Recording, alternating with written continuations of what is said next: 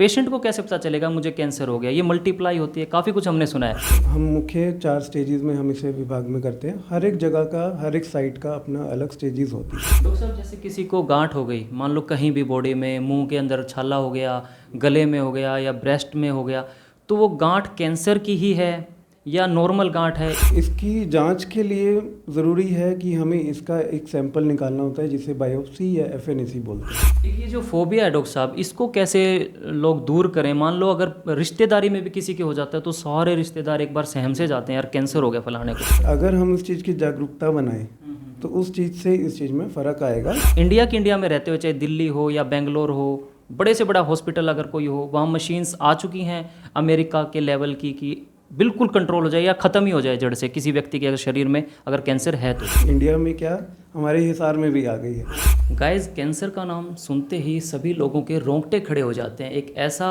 असाध्य रोग इसको माना जाता है कि जिसको भी कैंसर अगर डिक्लेयर हो जाता है तो आधा तो वो सुन के ही मर जाता है। तो इस वक्त हम मौजूद हैं महात्मा गांधी हॉस्पिटल के अंदर, जहां पर हमारे साथ इस वक्त बैठे हैं डॉक्टर साहिल ग्रोवर, जो ऑन्कोलॉजिस्ट हैं, if I am not wrong, oncologist. तो अभी बात करेंगे कैंसर के बारे में, कैंसर डिजीज़ कैसे होती है। हालांकि बहुत एक ऐसा ये डिजीज़ है जिसको सुनकर ही लोगों के अंदर एक तरह से ये हो जाता है, यार कैंसर हो गई, इसका मतलब पेशेंट गया। लेकिन अभी मेडिकल साइंस ने इतनी तरक्की कर ली है, कैंसर को डायग्नोज करने में मशीन्स बहुत डेवलप हो चुकी हैं, और ज़्यादा बातें हम खुद डॉक्टर साहब से पूछेंगे। डॉक्टर साहब, आपका वेलकम हमारे चैनल पर। Thank you. मेरा नाम डॉक्टर साहिल ग्रोवर है। मैं यहाँ पर एज अ क्लिनिकल ऑन्कोलॉजिस्ट हूँ। सो मैंने अपनी पढ़ाई दिल्ली से करी है। मैं इससे पहले मैक्स हॉस्पिटल में था। सो जैसा कि आप सही कह रहे हैं कि सबके मन में एक डर होता है कि हाँ कैंसर है तो अब आगे ज़िंदगी नहीं है, बट ऐसा बिल्कुल नहीं है। डॉक्टर साहब, सबसे पहले ये बताएं, जैसे कैंसर के बारे में ये सुना है कि ये जिसको हो जाता है, होने के बाद इसकी स्टेजेस होती हैं। लोगों, जो आम लोग हैं, जिनको मेडिकल लाइन का नहीं पता, वो समझते हैं कि कैंसर हो गया, इसका मतलब ये कभी ख़त्म नहीं होगा। स्टेजेस 1 2 3 ऐसा हमने भी सुना है। थोड़ा ब्रीफ में हमें, हमारे दर्शकों को बताएं, व्यूवर्स को, कि कैसे स्टेज वेरीफाई होती हैं, कौन सी स्टेज पे पता लगने के बाद पेशेंट को कैसे पता चलेगा मुझे कैंसर हो गया? ये मल्टीप्लाई होती है, काफ़ी कुछ हमने सुना है, थोड़ा प्लीज़ बताएं इसके बारे में। कैंसर जैसे रहता है, इसमें हम मुख्य 4 स्टेजेस में हम इसे विभाग में करते हैं। हर एक जगह का, हर एक साइट का अपना अलग स्टेजेस होती है। जिसमें अगर पेशेंट हमारे पास बहुत अर्ली स्टेज में आ जाता है, जैसे उसे कुछ लक्षण मिलते हैं और वो बहुत जल्दी जांच करा लेता है, तो हम स्टेज 1 2 या 3 में उसे हम, अगर हमें डायग्नोज हो जाता है तो हमारी पॉसिबिलिटी बढ़ जाती है कि हम उसे कैंसर से मुक्त कर पाएंगे।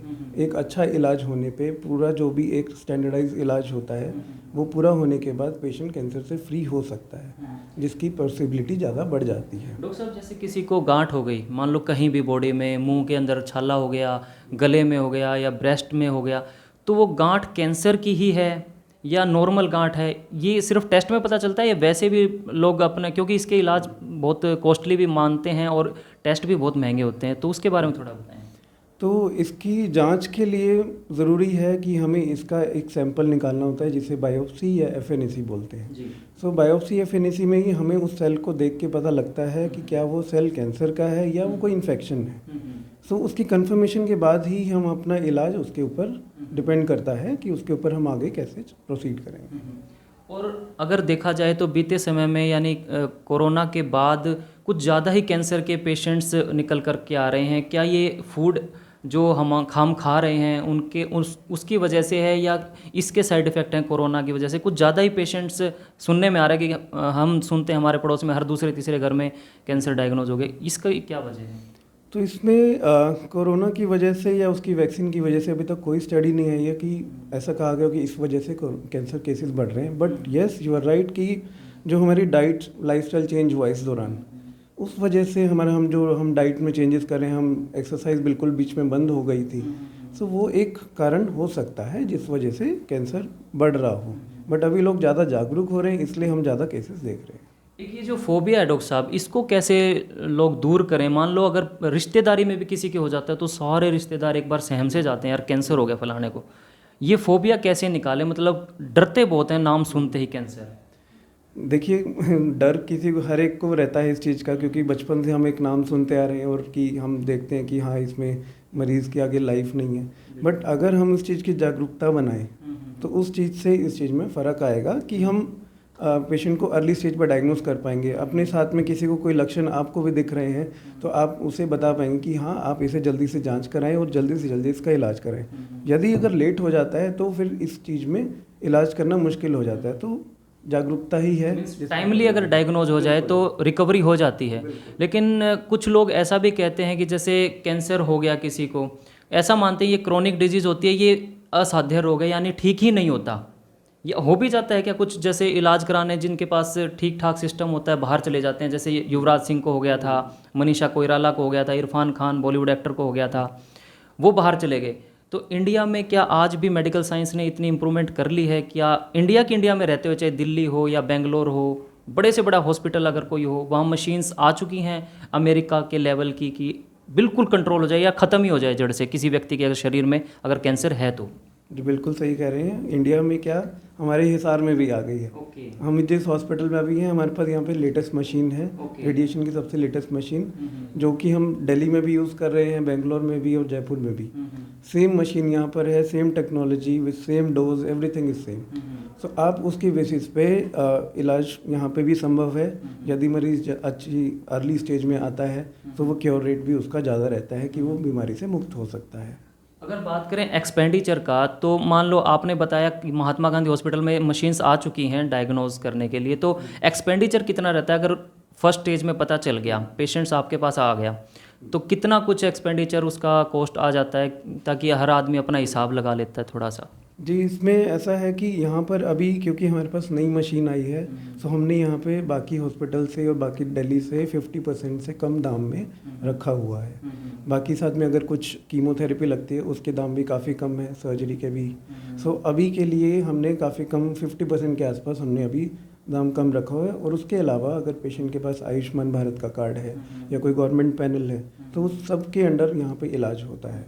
सो कोई प्रॉब्लम नहीं आएगी पेशेंट को। एक और सवाल है मेरा ही नहीं, लोगों का भी है। बहुत सारे लोगों के अंदर ये मिथ है, पता नहीं फैक्ट है, ये कहते हैं कि हर कोई कीमो सहन नहीं कर पाता।